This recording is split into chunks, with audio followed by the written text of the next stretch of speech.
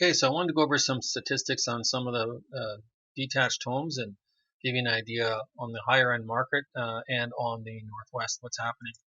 Okay, so we're looking at Creb stats and I'm going to define some of this for you. So when they said here demand shifting to more affordable options, what they're saying is that the condo market has been doing better than it was in the past. So this would cause average sale price to go down if more people are buying condos due to the fact that they can't afford to buy maybe a townhome or a single detached. So it's moving people in the price groups a little bit down. Here it shows detached home prices for the month are actually up 12.9%. Okay, so semi-detached also up. So the prices tend to be going up. The inventory is decreasing. Months of supply is decreasing. So less properties available in all sectors than there was. I find this rather compelling. It shows me here that total sales last year in September 21 was 2157. September 22, 1901. Sales dropping. Now, you might wonder why. Well, new listings taken. Less new listings by 300, almost 300 less listings taken. As far as inventory, a lot less inventory on the market. So, also, if you want to consider the fact that if you were to walk into a store and you said, "Hey, there's nothing in the shelves; it's empty," and there's nothing to buy here. And so you walk out, and the owner of the store says, "Hey, well, you know what? Sales are down. Why buy inventory anymore?" So you can, if you don't have the inventory, then of course sales do drop, right? Months of supply, less 2.34 months of supply compared to last year 2.61. So it's interesting. We actually had more sales when we had more inventory. Not surprising though, is it? Right? Benchmark price is 476 last year, 527. It's up 10%. Now 10% as an average, but that doesn't mean it for everything here. So when we look at this is the detached total sales. We look at 1261 last year in September and 971 this year, and new listings 1564 in that month and 1381 in September. And inventory was higher at the beginning, and of course 300 less. So that's a lot less. That's a lot less. Of course, it looks like months of supply. Now, this is a kind of a convoluted number because it looks like there's more supply when sales are down, but if there's not inventory there, then it looks better, right? It looks like the months of supply was less here than it was here. But in essence, if there's less supply, there's probably less buyers, right? Sales to list price shows still 97% days on market, but this has to do with the way realtors price homes more than it has to do with the actual market. So So when we look at how this compares to other neighborhoods, sales to listing ratio is 78% for the Northwest, and it's actually one of the higher. East looks like it's 91%. That's probably the highest, but it looks like Northwest is most of the properties are selling the highest ratio, and the second highest ratio in the city, 78.57. So sales 121 and 154 new listings. And it shows here when you do comparisons on just the weighted average for sales, it looks like when we talk about Northwest, there's less homes sold in September this year than there was last year, but that's true with most groups. Inventory doesn't look good. It's still low right here compared to everything else. It shows us 2 months supply, which would indicate, we could be hitting days on market of somewhere along the lines of 30 days or more on market, but it's about par with a lot of other properties, and even slightly less, more scarce than other neighborhoods. Only other one to compete with that would be the north. That would be Evanston and those areas where there's even less months of supply. I've always told people that the Northwest is one of the highest priced areas to buy in, and of course for detached homes, it's actually the third highest price group. Of course, City Center is hitting the 800,000 average price, and so is the West, which is more like Aspen in those areas, and then the third place is the Northwest. Total inventory by price range, you can see that here when you come up to the 700 to 999 group, the Northwest is probably one of the smaller groups, smaller neighborhoods with inventory. The north is even smaller than that. Of course, it doesn't offer much in that price range compared to the northwest being the third largest price range or market average. And that's the inventory. Of course, the sales by price range, we look in the northwest. It makes up quite a large group, and of course, the west making up a larger portion. Simply, average prices up there are just a little bit higher, and then of course, it's to be expected, city center. And we look at this is year to date. When we look at the um, these are different years, but the red, of course, being September or year to date in this price range, and look at 700 to a million. We've got higher than it's ever been for the sales for this group as far as September is concerned, and all of our numbers are up, all of our average, all of our numbers for each price group are up. And of course, what's falling would be everything is up except for this group here. Year to date, 300 to 400 was higher, and in 499 2021 was higher. I just think that there's not as much available property in the lower price ranges anymore, so that reflects on this graph.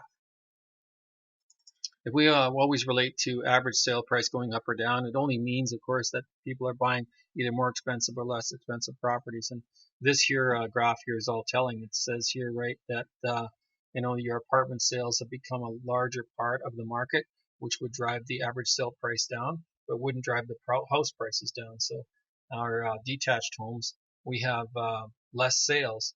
But when we talk about new listings, we also have less listings we had last year as a proportion. And so what's changed, and you can see from last year to this year that it's a sizable difference in the amount of apartment sales and less single family sales. So one could conclude one of two things. You could say, oh yeah, well, single family home sales are down because people can't buy them, or you could simply understand that because there's not as many new listings of single detached coming up, there's a reason why there's less sales. So it's not changing the price because we don't have property to buy. That's a more significant number. And when it comes to condominiums, we probably have as many condominiums as we had new listings as we did last year, but we have more sales last year. So inventory is actually depleting for apartments, and it's it can make our average sale price actually go down because we're selling more lower priced properties. So just like any retail store carries less product, has less sales, this is exactly what's happening. We're seeing that inventory is the line in the blue, and sales are in the red, or in the green. And the benchmark price is dropping along with the sales. Of course, we already know that the apartments are selling more, which is bringing the average sale price down. But it doesn't mean that the homes themselves are going down in price. I'm not sure what these two graphs really indicate. I don't know if they're strong indicators of anything. Again, when we talk about total prices, this shows that the average sale price, which would be here, was going on its way down and now trending up again. But that again is a mix of all property groups, and of course, if you throw in more condo apartment sales at lower prices, it can cause the average sale price to go down. So this particular graph I find is kind of less accurate as far as any assimilation what it means to the market. Now in September here, you can see that we look at 2022. If you want to look over the last few months, it's obvious here when you look at this that our inventory is decreasing. Sales were 971 for September. Now that's down by almost 100 units for detached homes. But we also had new listings taken was about 100 new listings less taken. Also, inventory is down by about overall by at least 100, and so days on market's going up, but our inventory is lower. So, but September is notoriously like that when it comes to sales. Usually sales are a little bit less, and so this one here, we look at last year. If you want to look at sales, I mean it's almost on par, and then as far as new listings was on par with the last month, and then of course we got to inventory that's depleting on in September, and last year 36 days on market. This year 36 days on market. Benchmark price last year was 56 for 628. So we're like 80,000 higher on average. But I would say for single family homes, we're more like 15% in a lot of markets, that's for sure. Because when they come up with some of these blended averages, they really are not a good indication.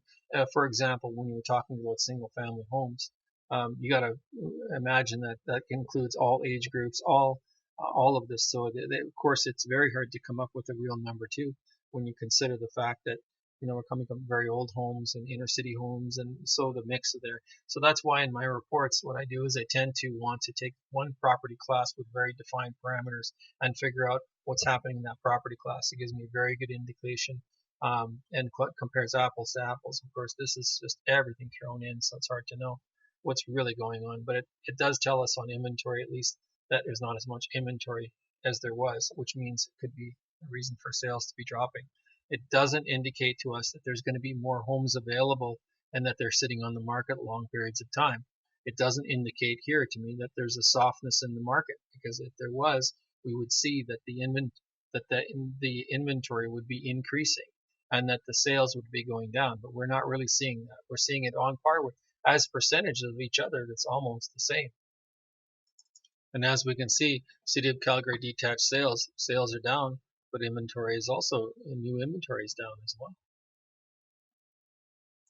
And as you can see here, inventory and sales for detached homes. Now, what we would have in a truly tough market is we would have the inventory itself up high and the sales decreasing. We don't have that. We have inventory decreasing, sales decreasing, and I think we have people forced into buying smaller homes because of the new mortgage rules. So it may not be decreasing the sales price of those homes, but it doesn't seem to be anyway.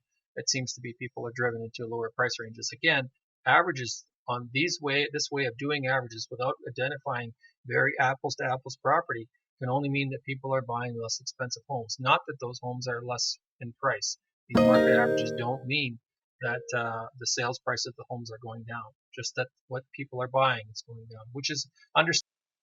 So some homes are priced really well, and of course they sell really quick. I mean, when we're looking at days on market, the majority of the properties are not on the market for a long period of time. We've got some people, trying to play the lottery, and they're trying to see if they can win based on the market as it is.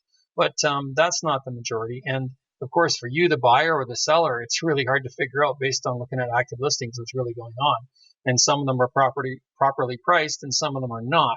And you're not going to know that from the active listings. You're going to be looking at pictures and thinking that you know everything from the pictures. And of course, as we know with pictures, you get to the house and it's not even similar to what they're advertising. Once you look closely, the corners are tattered and worn. Now, if this property class doesn't fit with what you're looking for, or you want another evaluation, if you want it on your personal home, shoot me a message. If you want to have just another report run on apartments, condos, townhomes, all different property classes, look on my channel or shoot me a message to create one.